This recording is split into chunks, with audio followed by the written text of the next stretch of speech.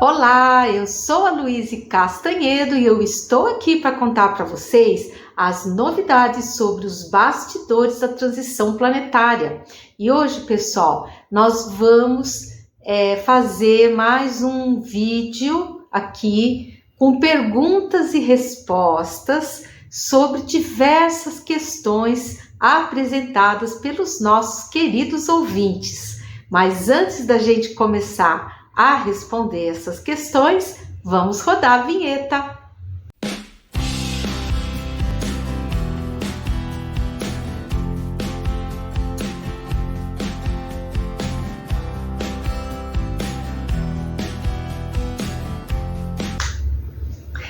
Pois muito bem, vamos começar o vídeo de hoje, pessoal. Sempre é onde eu gosto de desejar a todos vocês muita saúde, muita paz, muita harmonia e principalmente muita esperança, porque o mundo de regeneração está chegando. E também, gente, vamos todos juntos continuar a orar, vamos pedir pela paz no mundo, vamos pedir pelo finalzinho na operação de rescaldo das almas que estão perdidas no umbral, vamos rezar pelas cidades de São Paulo, Rio de Janeiro e Brasília, para que todo esse excesso de energia deletéria que restou possa ser transmutado em energias boas o mais rápido possível. E também, gente, vamos agradecer a Jesus e continuar a orar pedindo que Ele possa continuar exercendo essa influência maravilhosa sobre o coração dos trevosos, para que todos eles desistam desses intentos trevosos, de guerra, de ódio, de caos, e que eles comecem a se voltar para a luz, né? E, enfim, mas vamos então ao assunto do vídeo de hoje, que são perguntas e respostas, e vamos começar então pela primeira pergunta, que quem formulou essa pergunta foi o nosso querido ouvinte, @erkp. E ele então, ou ela, não sei, porque tá um nome ali meio que a gente não sabe, né? Perguntou o seguinte: como será a materialização do Cristo? Não será aparecendo no céu ao olharmos para o alto? Por favor, explique melhor, Luíse. Então, gente, uma ótima pergunta, tá? Segundo a entidade maravilhosa que veio, que justamente, gente, foi São Sebastião que deu essa informação, que é o padroeiro do Rio de Janeiro. Quem é novinho no canal, gente, por favor, assistam ao vídeo número 67. Eu vou deixar na descrição aqui do episódio, para quem quiser mais tarde conferir e ver, ou quem quiser relembrar também, né? Mas enfim, o que ele disse? Ele disse que o nosso Cristo amado utilizará do seu excelente dom de ubiquidade, tá? Que é elevadíssimo, a máxima potência, e ele vai se materializar em milhares de locais por todo o planeta, gente. Da mesma forma, igualzinho como ele se materializou para os discípulos e para as pessoas após a sua crucificação. Nós vamos vê-lo como uma pessoa normal, vamos poder tocar nele, porque ele vai se materializar, gente, tá? E para que ele seja mais facilmente reconhecido, ele virá com a mesma indumentária que ele usava, a mesma aparência que ele tinha na encarnação que ele teve aqui há 2000 anos atrás, tá? Porque eu às vezes ficava pensando, né? Ai, gente, será que Jesus vai vir no macacão da Federação Azul Marinho, coisa mais linda? E a entidade falou, não, para de viajar. Ele vai vir com a mesma roupinha, indumentária, porque senão as pessoas não vão reconhecê-lo como Cristo. Ele tem que vir desse jeito para poder ser reconhecido. Eu falei, é verdade, tem razão. Né? Então ele vai aparecer com a mesma indumentária, aquelas roupas que ele usou na Galileia há 2000 anos atrás, com a mesma, né, o mesmo semblante lindo, né, dele. E ele vai aparecer para todos no planeta, gente, em todos os lugares do mundo, porque ele é um ser tão elevado que ele tem essa condição energética de se materializar em milhares de lugares ao mesmo tempo no planeta.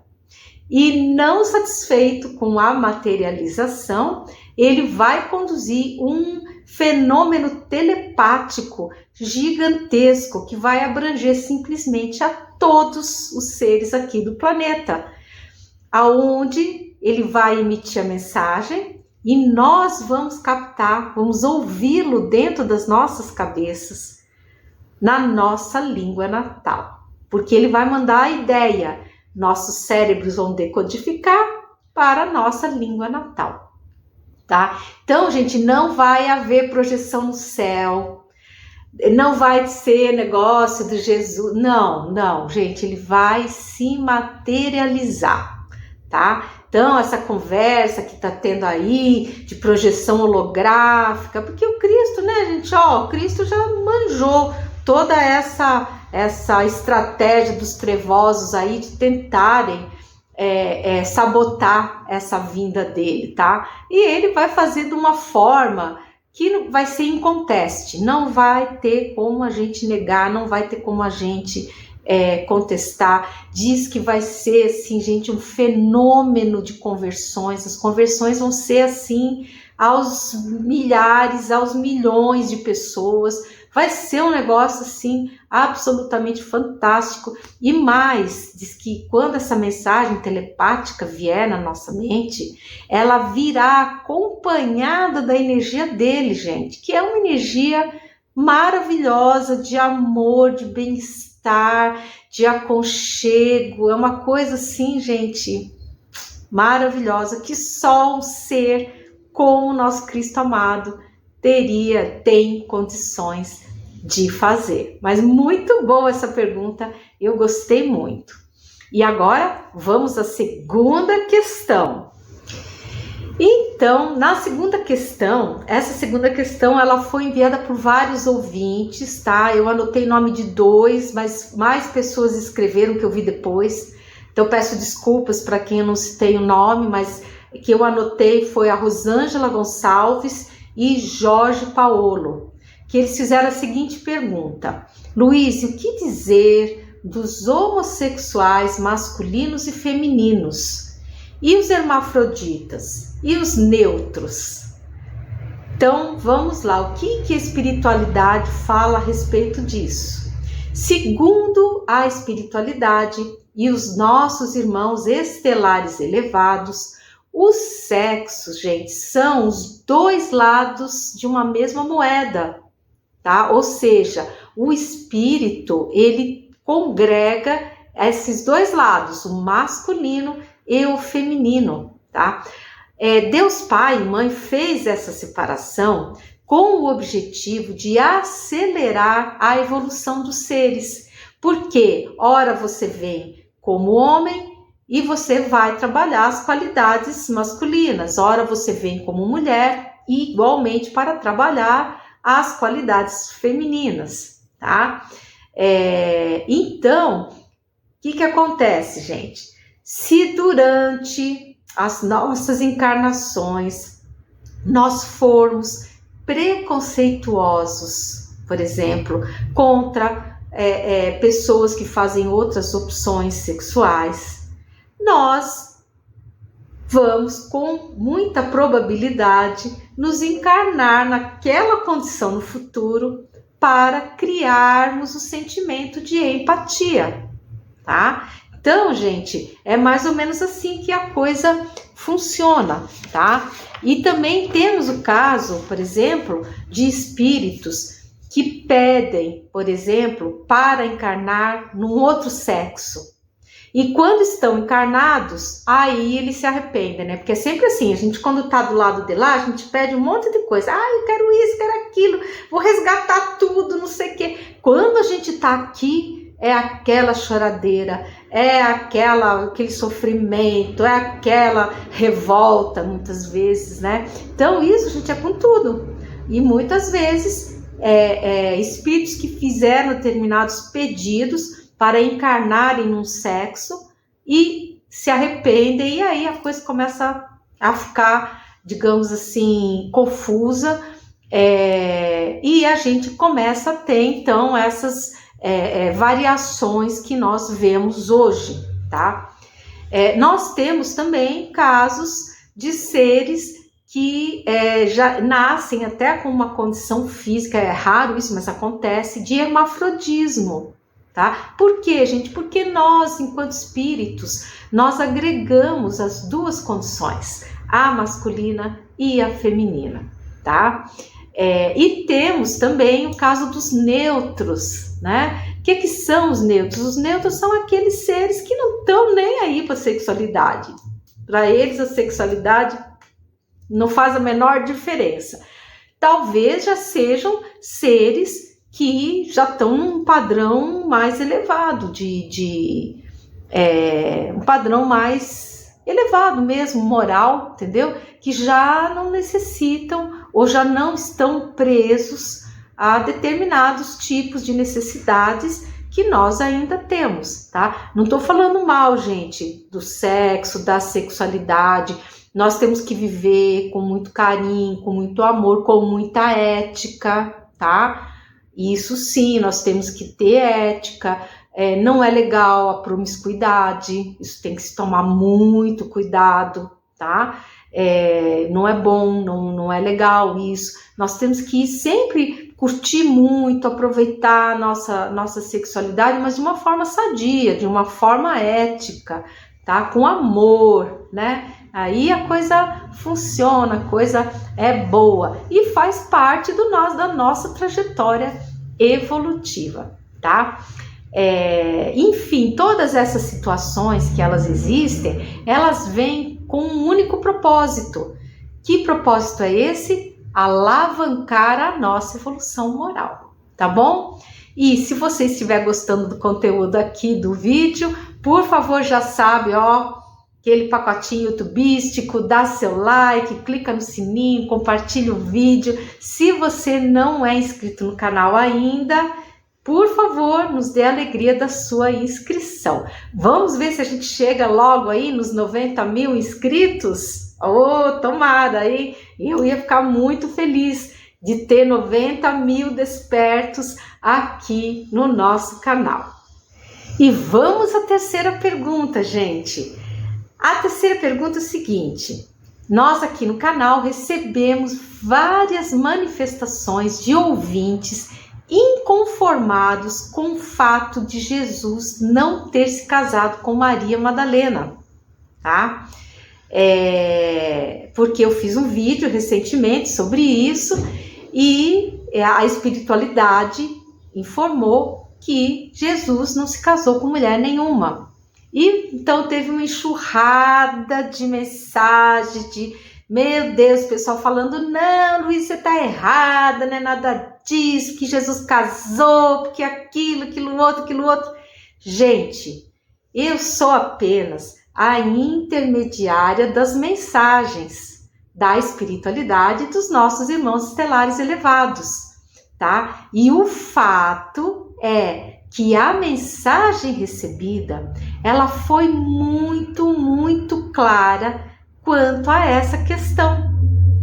Nós temos que compreender que Jesus é um ser elevadíssimo, gente, que ele já ultrapassou, assim, há muito, mas há muito, essas necessidades, essas paixões que nós humanos encarnados temos, tá? Ele estava muito, muito, muito acima disso. Ele tinha uma missão importantíssima, que era apresentar o verdadeiro Deus para a raça humana, um Deus de paz, amor e bondade, e combater, gente, os ensinamentos dados por Javé, que se fez passar por Deus, né? E ele passou para a humanidade essa imagem de um Deus vingativo, colérico, que pune. Então você erra, você e a sua família inteirinha são punidos. Isso é coisa de Javé, isso não é coisa de Deus. Então Jesus veio imbuído dessa importantíssima missão, gente. E ele não tinha tempo para ficar namorando, não, ele foi seguir a missão dele de acordo com o padrão evolutivo dele, que é elevadíssimo. E então o que acontecia? Na época dos discípulos, ele protegia muito Maria Madalena. Por quê? Devido ao forte preconceito dos seus demais discípulos, que eram todos homens e partilhavam dos valores, digamos assim, morais vigentes daquela sociedade naquela época, que não valorizavam em nada as mulheres. As mulheres e as crianças eram vistas como seres de segunda categoria mesmo, tá? Então Jesus, ele protegia muito Maria Madalena, até porque ela, dentre todos os discípulos, foi a que mais aproveitou os ensinamentos do mestre, tá? E isso levou muitos a pensarem que ele, Jesus, estaria se relacionando carnalmente com ela, mas não era verdade, tá? Na verdade, isso, o que é? É mais um pensamento preconceituoso da nossa parte, de que não pode haver um sentimento fraterno entre um ser masculino e um ser feminino. E vamos, pessoal, à quarta pergunta, gente. Essa quarta pergunta quem fez foi a Vâunia Rocha, tá? E ela pergunta assim: Luíse, durante o apagão, nós vamos poder sair andar pelo quintal da nossa casa? Olha, gente, eu já tenho procurado explicar bastante, inclusive tem ali na playlist Luíse Responde. Ali tem várias perguntas sobre o apagão. Quem quiser saber mais detalhes, vai lá na playlist, dá uma assistidinha, gente, que tá tudo lá, tá? Está também nos livros, para quem gosta de ler, está nos livros, gente. Primeiro livro, segundo livro da série, tá? Enfim, o que a espiritualidade nos diz? Fala assim, gente, vocês podem fazer o que vocês quiserem. Você quer sair de casa no apagão? Saia. Você tem seu livre-arbítrio para fazer aquilo que você entender que deve fazer. Livre-arbítrio, tá? Agora, a espiritualidade e os nossos irmãos estelares elevados, eles recomendam que nós fiquemos na proteção dos nossos lares nesse pequeno período. Isso devido à grande densidade que a psicosfera vai atingir, causada pelos péssimos pensamentos que serão emitidos pelos seres trevosos que estarão sendo capturados por Miguel Arcanjo e suas legiões de seres de luz, os cavaleiros templários, tá? E o que acontece? Vai ficar tão densa a nossa psicosfera, tão densa, que esses seres, eles vão quase que se materializar, eles vão atingir, eles são assim tão trevosos, e a situação deles de medo, de pavor de serem capturados vai ser tão grande que eles vão se adensar mais ainda. Então eles vão estar muito próximos assim da esfera material, gente. Então, quem tiver assim um mínimozinho de mediunidade, tiver na rua, vai ver eles, tá? E eles não são seres bonitos, gente.